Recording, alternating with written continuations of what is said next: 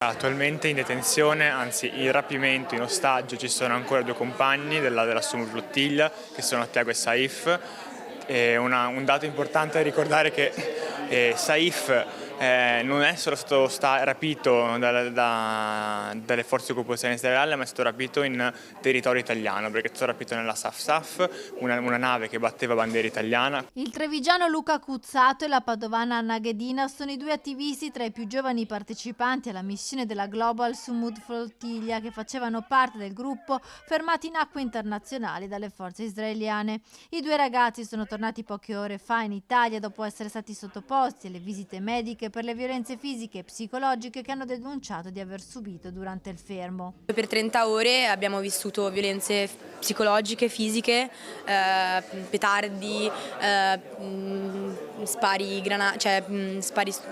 pistole stordenti, granate e privazione del sonno e privazione di diritti principali della persona.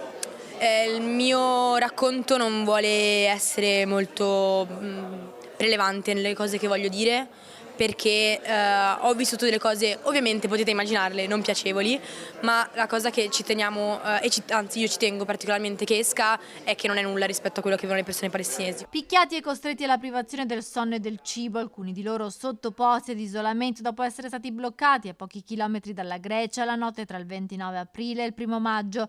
La flottiglia nelle prossime settimane dovrebbe ripartire con una nuova missione. Intanto si annunciano mobilitazioni venerdì a Venezia contro il padiglione israeliano alla Biennale. Sarà una giornata di mobilitazione e di sciopero con appuntamento in Viale Garibaldi, che avrà come obiettivo dimostrare con tutta la nostra forza la nostra contrarietà al padiglione genocidio, come è stata chiamata questa manifestazione contro il padiglione genocidio.